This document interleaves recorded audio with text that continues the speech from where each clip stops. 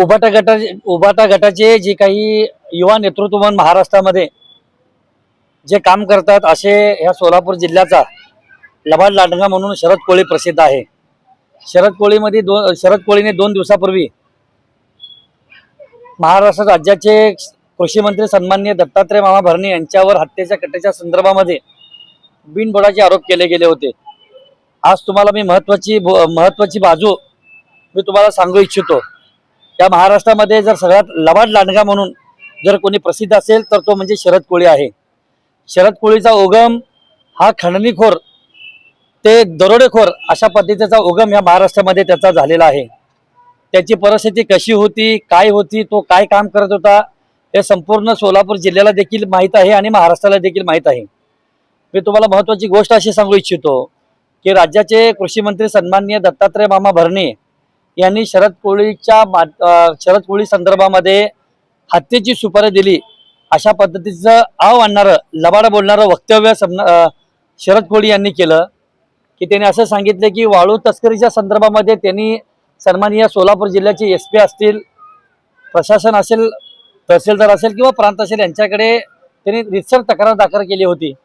परंतु त्या अनुषंगाने प्रशासनाने कोणत्याही पद्धतीची भूमिका घेतली नसल्यामुळे आपल्या मनामध्ये जी काही वाटेल ती लबाड गोष्ट तयार होईल अशा पद्धतीचे लबाड वक्तव्य करून त्या महाराष्ट्रामध्ये प्रसिद्धी मिळवण्याचं काम शरद कोळीच्या माध्यमातून होतंय। शरद कोळीला अक्कल नावाचं बक्कल नाहीये, म्हणूनच त्याच्या चेहऱ्यावर आणि त्याच्या जिभेवर टक्कल पडल्याची बाब या संपूर्ण महाराष्ट्राला दिसत आहे। माझी सन्माननीय सोलापूर जिल्ह्याचे SP विनंती आहे की शरद कोळीने ज्या पद्धतीने वक्तव्य करत असताना सन्माननीय दत्तात्रय मामा भरणेवर आरोप करत असताना त्यांनी तो मोबाईल नंबर सांगितलेला आहे, त्या मोबाईल नंबरची देखील चौकशी केली गेली पाहिजे। कारण की लवाड गोष्टी घडवण्यामध्ये शरद कोळीचा हात कोणीही पकडू शकत नाही, ही परमसत्य आहे। आज मी तुम्हाला सांगू इच्छितो की आज त्याच्याकडे समजा 1 कोटी रुपयाची गाडी येत असेल, अंगावर किलो 1.5 किलो सोनं येत असेल, अनेक ग्रामीण भागामध्ये शेती असेल, जमिनी घेण्याचा प्रकार त्याच्या माध्यमातून होतोय। हा काय अलिबाबाचा मुलगा आहे का? हा 420चा मुलगा आहे। अलिबाबाचा म्हणण्यापेक्षा हा 420 आहे।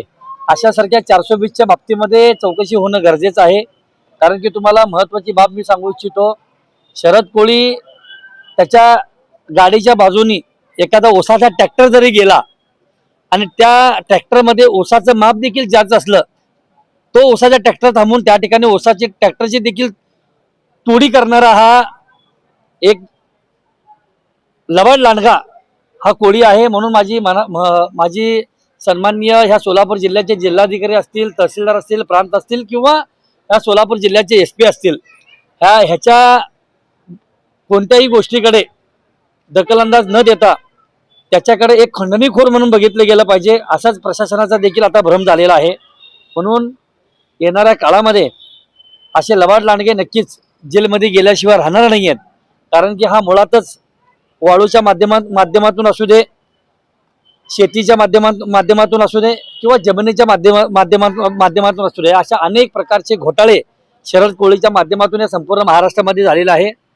एखाद्या समाजाचं नाव घेऊन समाजाच्या नावावर चोऱ्या करणं, समाजाच्या नावाखाली स्वतःचं भलं करणं असा त्याचा धंदा या सोलापूर जिल्ह्यामध्ये महाराष्ट्रामध्ये चालू आहे। येणाऱ्या काळामध्ये नक्कीच राष्ट्रवादी युवक काँग्रेसच्या माध्यमातून त्याच्यावर आम्ही त्याचे सगळे काळे धंदे उघड केल्याशिवाय शांत राहणार नाही।